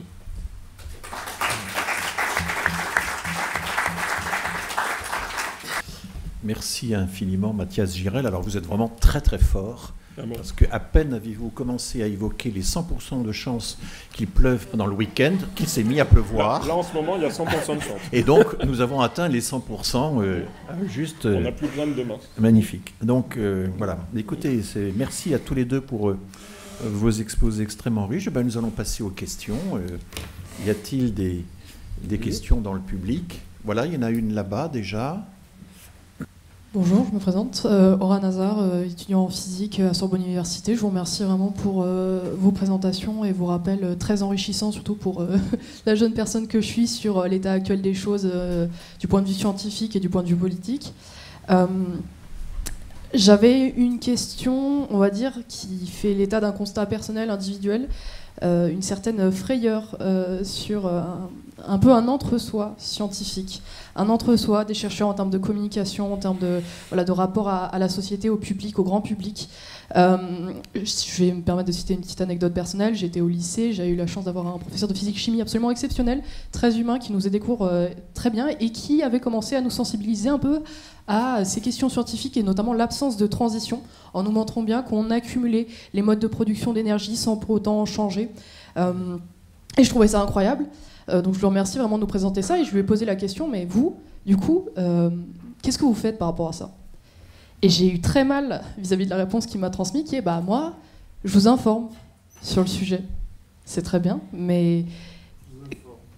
Comment? Oui, je vous informe. Oui, il était scientifique, il nous parlait de ça, dont on nous parlait très peu, mais comment on parle au public, en fait? Comment, au-delà des volontés individuelles, au-delà des engagements par des associations, comment on se mobilise, en fait, nationalement pour banaliser, en fait, cette question, pour la rendre commune, pour faire en sorte que au quotidien, on ait un peu ça en tête, que tout le monde qui se lève le matin ait un peu ça en tête, en mode, ok, comment on fait société par rapport à cette question?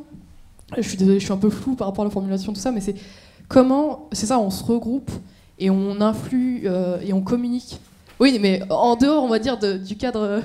En dehors de ce cadre un peu, je suis désolée, d'entre-soi, je pense que voilà, on parle pas forcément au public qu'on voudrait viser pour mobiliser sur ces questions à l'échelle sociétale. Comment on fait? Alors, qui veut répondre? En fait, ça concerne les deux. Hein, la question concerne les deux intervenants. En tout cas, je pense qu'on peut tous féliciter ce professeur qui semble vous avoir marqué. Et, il fait déjà quelque chose... s'engager dans une carrière d'enseignement, c'est pas du tout anodin aujourd'hui, alors même s'il était peut-être en fin de carrière, et je le dis comme sans trémolo, etc., je pense vraiment qu'il y a un certain nombre de choses qui peuvent structurer après les débats publics, qui sont en place ou pas au niveau de l'école primaire et secondaire, et que sinon...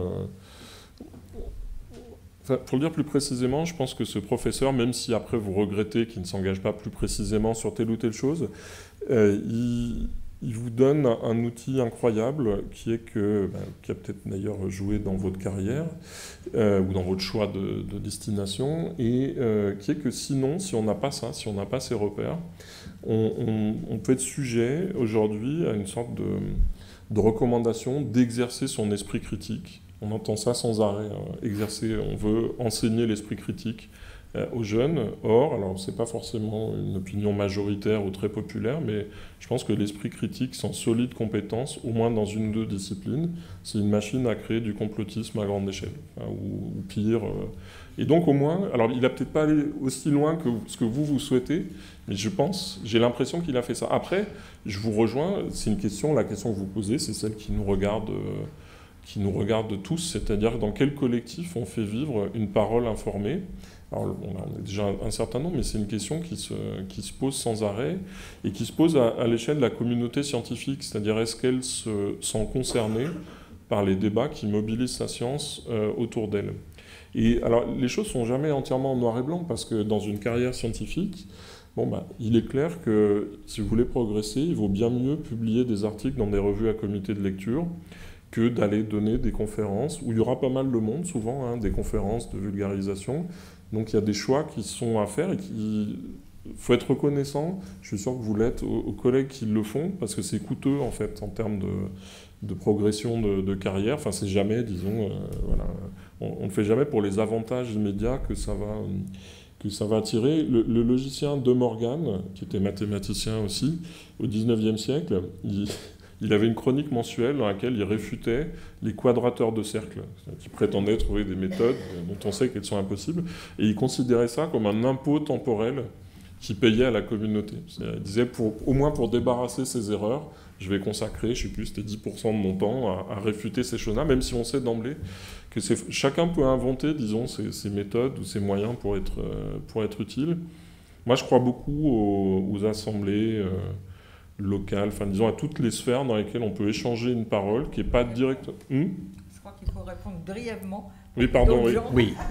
Surtout que Ami Daran a peut-être son mot à dire. Vous souhaitez, non? Pas sur ce point. Enfin, je veux dire, bon, ça m'est arrivé de prendre... On est entre soi ici, mais ça m'arrive de parler dans bien d'autres cadres. Et puis, je crois que, cette parole, elle se... que ce soit sur des ondes, dans des endroits, dans d'autres banlieues, enfin je sais pas, partout. Donc ça dépend un petit peu de avec qui on le fait. Et je crois qu'il n'y a pas de doxa, sur comment il faut faire.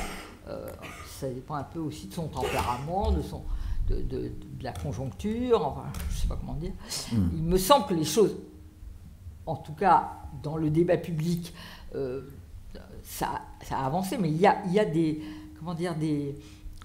des enjeux très profonds. On voit bien, je vous renvoie par exemple à une étude qu'a publiée le politiste Dormagin dans le dernier livre du Grand Continent sur la montée du climato-relativisme en Europe, en France, mais aussi en Europe, puisque son travail touche aussi à plusieurs pays européens. Bon, là, il y a vraiment... une compréhension assez profonde d'une situation que l'on peut faire en croisant des approches, des disciplines, etc. Je crois que, les choses... Je suis sensible à ce qui a été dit sur finalement le fait que la pensée critique, enfin l'apprentissage de la pensée critique systématique peut parfois produire de mauvais résultats. Il y a une phrase de Marc Bloch c'était son expérience pendant la guerre de 14. Le scepticisme systématique est une autre forme de crédulité. Ouais. Moi, je suis enseignant-chercheur spécialisé en droit international de l'environnement. Je suis les négociations internationales de différentes conventions depuis 1991, je précise. Donc, c'est des sujets que je connais assez bien. Et accessoirement, je dirige une fédération de recherche CNRS en environnement. Donc, j'ai une question pour chacun de vous. Alors, sur la question du climat, en fait, maintenant, c'est un grand sujet pour nous en droit, c'est la question de l'effectivité. Donc, est-ce que les engagements internationaux sont vraiment mis en œuvre? Et vous avez abordé une question fondamentale, le monitoring, en disant que, en gros, ça ne se pratiquait pas. Est-ce que... Alors, c'est une question sous l'angle du droit à laquelle je pourrais répondre, mais comme vous êtes scientifique, je vous pose la question. Qu'est-ce qu'il faudrait pour qu'en droit, ça soit vraiment respecté? Parce que le problème majeur, c'est qu'on attend du droit international quelque chose qu'il ne peut pas faire, puisqu'il n'a pas été conçu pour ça. Bien sûr, voilà. Bien d'accord. Donc, on attend quelque chose. Donc, ça, c'est ma première question pour vous. Et alors, pour vous, ma deuxième question, et c'est en tant que chercheur, je suis confrontée, parce qu'on est de plus en plus dans des conseils scientifiques. Par exemple, moi, je suis au conseil scientifique de l'Office français de la biodiversité. Je vais résumer, mais on est soumis à différentes pressions. Et plus on est en lien avec les questions environnementales, plus on est soumis à certaines pressions. Et la question que moi j'ai en tant que chercheur régulièrement, c'est est-ce que finalement répondre aux journalistes, c'est mon devoir, parce que si finalement les scientifiques ne répondent pas aux quelques médias qui essayent à peu près de faire correctement leur travail, eh bien, je ne fais pas mon devoir finalement, je me protège et puis c'est plus simple pour moi. Voilà, c'est une question aussi de démocratie, hein, c'est-à-dire si les chercheurs se protègent de plus en plus parce qu'ils sont soumis à plein d'attaques et de pressions en tout genre, et puis aussi parce qu'ils sont sous l'eau, parce qu'ils ont plein de choses à faire, et puis c'est pas bon pour leur carrière et j'en passe des meilleurs. C'est une question vraiment qui se pose au quotidien, c'est-à-dire est-ce que c'est pas aussi notre rôle de transmettre. Alors ça rejoint un peu la question. Faire société, c'est aussi s'exprimer.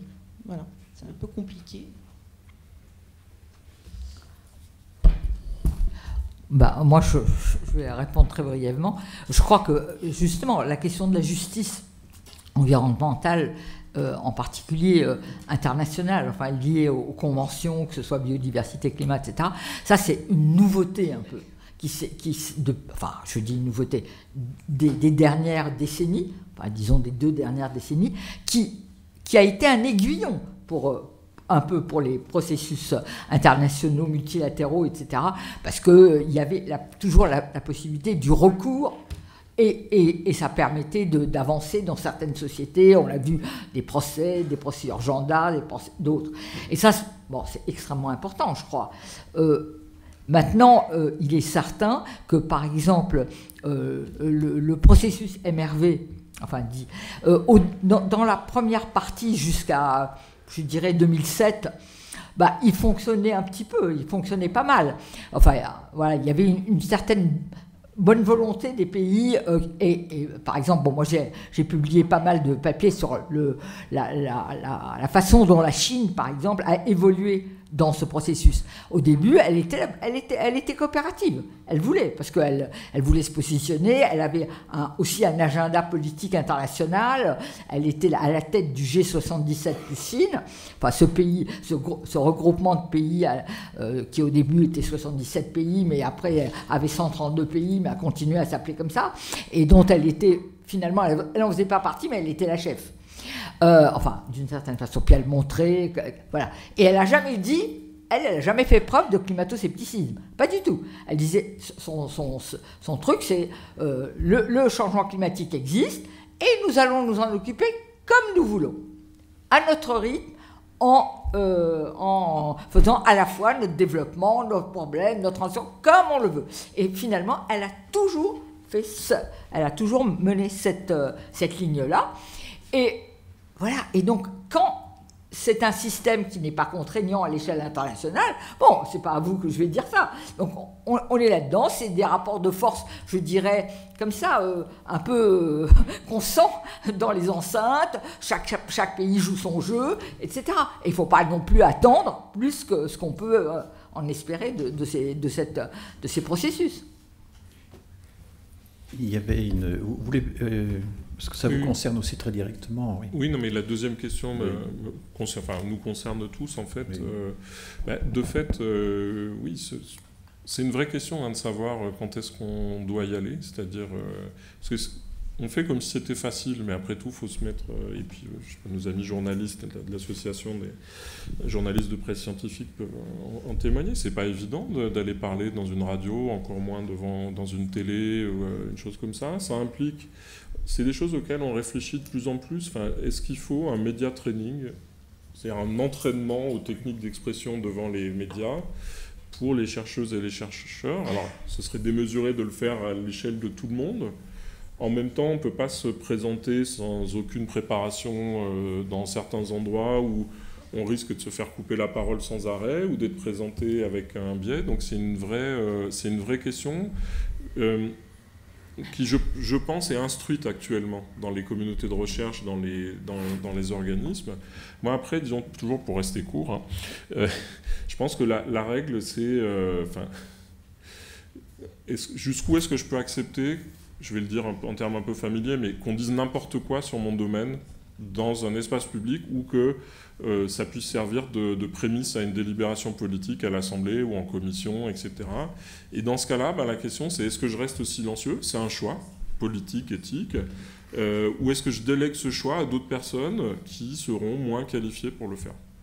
Je pense que la réponse en découle.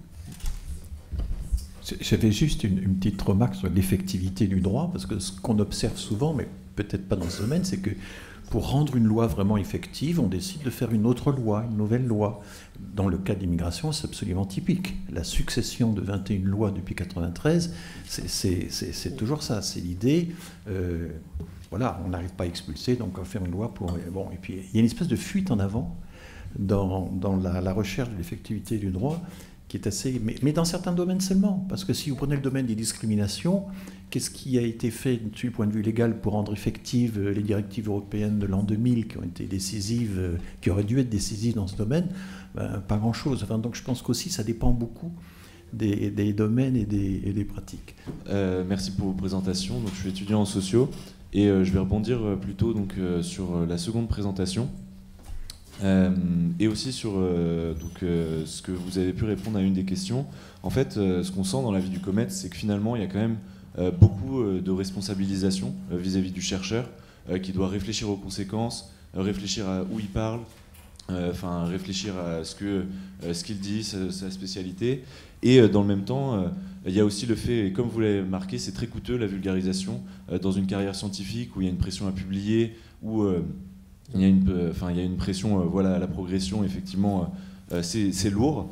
Et donc, je me demandais, dans ce contexte où c'est très lourd, à la fois, donc du coup, cette responsabilisation est face à ces enjeux de carrière, est-ce que ne pas encourager l'engagement des chercheurs, finalement, ce serait condamné? Parce que, du coup, un chercheur, c'est très très lourd pour lui de s'engager. Est-ce que c'est pas justement le rôle des institutions de permettre et de aussi valoriser, en fait, parce que la vulgarisation ça prend du temps et vous le faites ici, mais du coup les institutions sans le valoriser, c'est un peu compliqué de prendre du temps pour ces choses-là. Et je pense aussi aux médias, pas forcément que de la vulgarisation, il y a d'autres choses. Merci. Alors, je pense qu'il y a pas mal de choses dans votre question. Qu'on soit bien clair, l'avis, il tend plutôt à protéger une liberté dans un climat ambiant où on voit qu'il pourrait y avoir des tentations dans beaucoup d'endroits de cadrer un peu plus fort cette parole de chercheuse et de chercheurs. Enfin, il fait au moins ça. Alors ça peut sembler être négatif comme rôle, mais je vous assure qu'il cherche vraiment à protéger une liberté. Après, dans votre question, il y a 2 questions. Il y a celle de la vulgarisation de son domaine, qui est un tout petit peu mieux prise en compte. Pas encore, je siège au CNU aussi, donc je vois comment c'est pas encore assez pris en compte, de fait. Mais après, il y a la question de l'engagement. Pour pas faire reposer sur les autres, juste en un mot, parfois on peut vouloir rentrer dans un débat politique parce que des choses sont mobilisées qui concernent notre discipline et qui sont mal exprimées. Je vous donne un exemple, moi je m'engage très peu, j'estime que... mais quand on a eu la discussion sur les lois sur la manipulation de l'information, il y avait des définitions de la vérité et de la fausse information qui en première lecture n'était pas loin d'être délirante. Ce qu'il faut savoir, c'est qu'en bout de course, il y a quand même un juge des référés qui va limiter ou non une liberté publique. Donc là, dans ce cas-là, j'estime que c'est quand même légitime de faire remarquer que si on part sur cette base, il faut s'attendre à un certain nombre de dangers en bout de course. C'est plutôt... Bon, c'est pas un engagement incroyable, j'ai pas exposé ma vie, mais là, on tombe dans une arène qui est un petit peu au-delà de la pure et simple... vulgarisation, dont je pense par ailleurs qu'elle n'est pas neutre. C'est un engagement, il y a des valeurs qui sous-tendent la vulgarisation. Mais ce qu'on voulait dire aussi, c'est que peut-être que l'organisme n'a pas ni à encourager, ni à brider ce type d'expressions publiques qui vont au-delà de la vulgarisation. Tant que ce n'est pas attentatoire ou contradictoire avec les principes de base de l'intégrité scientifique. Je ne sais pas si ça éclaire un petit peu... Oui, ça éclaire, mais après, là, c'est vraiment très sous l'angle de la vulgarisation, mais je me dis, face à un problème comme ça, systémique, on a besoin de toutes les forces en présence, quoi. Et sans le... c'est impensable sans l'encouragement des institutions. Je vois pas... voilà, c'est très terre-à-terre, mais j'ai l'impression aussi que... Si je peux, là encore, intervenir, moi j'ai le souvenir d'un exemple où une institution s'est engagée. C'est lorsqu'il y a eu la préparation de la loi Veil sur l'avortement, donc c'est déjà une vieille histoire, 1976, et toute une série, une partie du monde politique disait mais encourager l'avortement, c'est réduire le nombre de naissances, c'est fatal pour la démographie du pays. L'INED à ce moment-là, y compris son directeur, y compris la plupart des chercheurs, ont dit non, un avortement, c'est pas une naissance en moins, c'est malheureusement un système de contraception évidemment très problématique, mais il faut regarder quel est le nombre de naissances finalement, le nombre final de naissances pour les femmes, et là on s'aperçoit que l'avortement ne diminue pas le nombre de naissances. Donc c'était un engagement très fort, ça a valu à l'INED d'être tagué. C'était pas encore très fréquent à l'époque, en 1976, d'être tagué, que les murs soient tagués avec les sigles INED égale SS, etc. Mais ce qui était là, c'était l'exemple où une institution avait pris ses responsabilités et avait dit non, notre savoir, ce que les études que nous faisons nous montrent que la loi sur l'avortement ne va pas créer un effondrement de la natalité. Et il y a des moments où il faut, je pense, que des institutions s'engagent si effectivement des décisions politiques importantes sont complètement contraires à des faits scientifiquement établis. Et souvent, d'ailleurs, la comparaison internationale aide à établir ces faits où l'exploration des antécédents, des précédents, évidemment, aide à établir les faits. Voilà. Cela dit, sur la prise de parole, moi j'ai peut-être dû attendre l'âge de 50 ans avant de prendre vraiment la parole. À l'INSEE, là ça c'est la statistique publique, c'est pas la recherche publique, c'est un peu différent. Il y avait toute une hiérarchie du droit à prendre la parole. En fonction de la position hiérarchique, on pouvait aller dans un petit média, on pouvait aller à la radio, on pouvait aller et évidemment le plateau télévisé était réservé aux chefs les plus hauts gradés. Dans la pratique, mais ce qui avait très bien à l'INSEE, c'est qu'on faisait du média training très intensément. J'ai beaucoup bénéficié du media training effectué à l'INSEE. Et quand je suis devenu directeur d'un institut de recherche pendant plus de 10 ans, eh bien, j'ai organisé des séances de media training pour les chercheurs. Parce que quand vous dirigez un institut de recherche, vous apercevez que le nombre de chercheurs qui sont capables de prendre la parole en public, à la télévision, à la radio, il est très réduit. vous tombez toujours sur les mêmes personnes, 3 ou 4, pas plus. Et il faudrait essayer de diversifier un petit peu tout ça. Et c'est vrai que le manque de formation est un problème, parce qu'en réalité, plus on prend la parole en public, bien mieux on sait prendre la parole en public. Enfin, il y a aussi l'expérience acquise. Et ça, c'est le rôle des institutions, je pense, de former les chercheurs à la prise de parole publique dans ces arènes très compliquées que vous avez décrites. Bonjour. Alors moi j'ai pas mal de remarques et de questions, mais je vais essayer d'aller assez vite. Je pense qu'il y a une notion qui mérite d'être évoquée dans tout le vocabulaire sur le climat, c'est la notion de budget carbone. Et en fait, j'ai l'impression que cette notion-là, elle est finalement assez peu connue des gens. Et pourtant, donc, je n'ai pas la définition de qu'est-ce que c'est le climato-relativisme. Mais c'est tout simplement, bon, ça existe, oui, on ne remet pas en question ce qui était le cas des conservateurs américains dans les années 90, les bases un peu de la question de l'effet de serre, de tout ça, mais c'est pas si grave, voilà, c'est ça. C'est pas si parce important, il y a d'autres choses dans la vie, etc., etc. Voilà, mais j'ai l'impression que finalement, oui, ça, j'ai l'impression que ça prend un peu de l'ampleur. Ça prend beaucoup d'ampleur. Par exemple, moi j'ai été à un débat à l'Académie du climat, et puis il y avait là un sénateur qui disait que il défendait l'idée que la France devait pouvoir s'adapter à plus 4 degrés. Et donc moi je trouve qu'il y a une contradiction qui est quand même assez forte entre dire voilà, on a un budget carbone, il faut rester en dessous des 2 degrés, voire 1,5 degré, et donc ça implique des réductions très fortes. Et d'un autre côté, non, au niveau politique, on va admettre le fait qu'on va s'adapter à plus 4 degrés. Ce qui est une sorte, peut-être, je sais pas, d'aveu d'échec a priori, quoi. Donc, je ne suis pas d'accord avec vous sur ça. Parce que je suis d'accord et Dieu sait que j'interviens depuis 10 ans, 15 ans, 20 ans, je ne sais plus, sur ces questions, et que sur l'inaction, etc. Mais aujourd'hui, nous sommes à une certaine situation où c'est vrai qu'il faut protéger le plan d'adaptation de la France, il doit être à plus 4 degrés, parce que c'est quelque chose qui a toute chance d'arriver. Toute chance d'arriver, donc il vaut mieux au moins regarder. C'est-à-dire, d'ailleurs, ça fait très longtemps que les climatologues avaient dit il faut lutter pour un seuil de plus de degrés, et l'adaptation, ce serait plus 4. Parce que, il faut être prêt. Il y a quand même une chose, c'est que... Oui, mais la question... d'autre part, quand vous voulez... et je vais m'arrêter après, mais...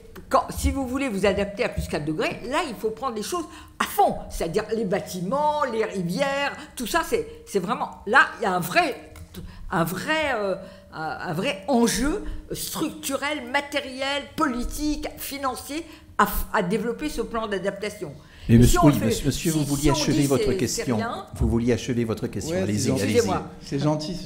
Non, mais bon, ça me permet justement de rebondir là-dessus, parce que, en fait, par exemple, moi, je sais plus, c'était cette semaine, j'avais un débat, il y avait Marc-André Sellos, qui est assez connu, et qui disait, en fait, justement, à plus 4 degrés, on ne s'adapte pas. Donc, il y a un problème. Il y a des trucs qui ne s'adapteront pas à plus 4 degrés. Donc, en fait, moi, je suis d'accord qu'il faut essayer de s'adapter à plus 4 degrés, mais si on ne peut pas s'adapter, c'est quand même dommage. Et il y a donc ma question finale, c'est par rapport à la politique. C'est-à-dire que là, en fait, vous avez présenté l'idée, par exemple, Jean-Baptiste Fressos, qui dans son livre Sans transition, décrit la situation actuelle et le fait qu'on ne prend pas en main la situation. Et lui, d'ailleurs, quand on voit, il dit de toute façon, elle ne sera pas prise en main. Enfin, j'ai l'impression que c'est un peu le discours, et c'est un peu ce qu'on lui reproche de dire ça. Mais d'un autre côté, j'ai l'impression que le constat, c'est que la situation n'a pas été prise en main depuis 25 ans, 30 ans, enfin on ne sait pas combien de temps, et qu'à l'heure actuelle, on ne voit pas une véritable prise en main sérieuse de la situation, et la transition écologique qu'on nous propose, on peut sérieusement la mettre en question, à la fois quant à sa faisabilité et puis quant à sa pertinence au niveau de l'impact climatique qu'elle a, et par rapport au fait que quand on arrive en 2050, supposons qu'on l'ait fait, est-ce que c'est vraiment une situation souhaitable qu'on aura, quoi ? Voilà. Très bien. Ben, sur ça, je suis d'accord. Oui. Hélène. Très brièvement sur un ou deux mots que vous aviez dit au début de votre exposé. Vous aviez situé évidemment les problèmes climatiques et en même temps, vous aviez remarqué que depuis 40 ans, nous vivons tous dans le même bateau et pas vraiment dans le même bateau, c'est ce que vous avez dit, mais quand même dans un système économique qui est celui du néolibéralisme. Bon, et puis, vers la fin de votre exposé, vous avez fait remarquer que, bon, le travail collectif du GIEC avait quand même établi des bases sur lesquelles on ne peut quand même pas se cacher les yeux éternellement, et que c'est quand même lutter contre ce changement, freiner l'utilisation des gaz à effet de serre, etc. C'est la question principale mondiale, en fait, aujourd'hui, et que rien n'est fait au niveau où il le faut, au niveau ce qu'on appelle gouvernemental et politique. Eh bien là, moi, je dis simplement qu'à l'heure d'aujourd'hui, il faut aménager pour le moins, très très sérieusement, le système économique pour avoir une chance quelconque de pouvoir faire des politiques cohérentes et durables, et pas visant des normes pour je ne sais pas quand, mais incapables de mettre les priorités là où il le faut, tout en respectant le fait qu'il ne faut pas le faire sans tenir compte de la réalité, qui est les différences entre les pays, et à l'intérieur des pays, le niveau incroyable et inacceptable des inégalités qui ont été creusées par ce fameux néolibéralisme, et qu'il faut au minimum l'aménager si on veut arriver à quelque chose. Voilà. Pendant la crise sanitaire du SARS-CoV-2, certains ont pu être surpris, par la visite du président de la République, rendant visite à un chercheur dans un institut à Marseille. Et est-ce que des événements comme ceux-ci n'ont pas participé à la décrédibilisation des scientifiques, même s'il y a eu des réactions de certains membres de la communauté scientifique? Est-ce que ça n'a pas développé aussi cette méfiance et aussi favorisé le complotisme? Et je m'interrogeais sur l'accompagnement de certains politiques par des scientifiques. Merci beaucoup. Oui. Est-ce que les politiques devraient suivre les enseignements du COMEX? Non, c'est pas ça. La question était plus... Oui, non, la question était plus ciblée. Alors, il y avait un président de la République d'une part et un directeur d'institut de l'autre à Marseille. Je ne vais pas y répondre, ce qui est une manière de vous répondre. Oui. Mais ce que je peux dire, sans me cacher derrière mon petit doigt, c'est que déjà, si on estime qu'il faut faire attention, un petit Larsen, quand on est scientifique, il faut faire attention de rendre compte des questions qui sont ouvertes et de ne pas trancher trop vite sur l'état stable de la science. Si c'est déjà difficile pour les scientifiques, on peut estimer que c'est encore plus difficile pour des gens qui ne sont pas scientifiques, n'ont pas fait d'études scientifiques et n'ont pas manifesté, disons, d'acculturation considérable à la pratique scientifique. Donc, je me contenterai de cette réponse-là. Et que ça induit sans doute des effets de brouillage. Alors que ce qui est politique, c'est quel soutien il y a eu à la recherche sur les coronavirus depuis le SRAS, donc 2002-2003. On a été bien content d'en retrouver 2 ou 3 qui avaient survécu avec des budgets de recherche un peu limités quand même. Enfin, ça n'a pas été les seuls, mais disons, on s'est rendu compte un peu de leur intérêt à ce moment-là. Eux auraient peut-être mérité un petit coup de projecteur à ce moment-là, plus que nos amis marseillais que vous évoquez. Je peux vous dire que l'épisode de la visite présidentielle là, que vous évoquez a jeté la consternation dans les milieux scientifiques qui étaient réellement spécialistes du sujet, hein, ça je peux vous dire, y compris parmi les gens qui étaient dans les comités officiels, les 2 comités officiels qui ont été bâtis à l'époque. Hein. Ça a été absolument consternant. C'était un calcul politique vis-à-vis de l'opinion publique, ça n'avait plus rien de scientifique. Voilà. Mais c'est vrai que la communauté scientifique, elle est faible quand un de ses membres a des comportements comme ça très démagogues, en fait, hein, et puis ne respecte pas les règles les plus élémentaires, comme c'est apparu après coup. On le savait déjà. On savait déjà que le mode de fonctionnement de cet institut était très très problématique. Cet institut avait été obtenu lors d'un concours des investissements d'avenir, essentiellement parce que la région PACA avait fait pression pour avoir son institut. Hein. C'est comme ça que ça s'est passé. Voilà, donc là je suis un peu plus précis dans ma réponse. Vous m'incitez dans ce cas-là à être plus précis. Et le directeur a finalement été condamné 18 mois après. Peut-être un micro-truc là-dessus. Cette personnalité marseillaise, peut-être que le politique aurait dû consulter des historiens, historiennes des sciences ou sociologues des sciences, parce qu'un certain nombre d'entre nous avaient déjà une veille sur lui pour des propos sur le climat qui était climato-sceptique, j'hésite pas à le dire, et sur l'évolution qui était limite, quoi. Donc, en tout cas, moi, j'ai des fiches bien avant la période du coronavirus à ce sujet-là. Donc, peut-être faire une petite enquête avant, ça aurait été pas mal. Bon. Parfait. Écoutez, merci infiniment pour votre participation active, participation qui a impliqué, je m'en réjouis, toutes les générations, ce qui est formidable. Et donc, je laisse Bruno vous mentionner l'organisation qui va suivre.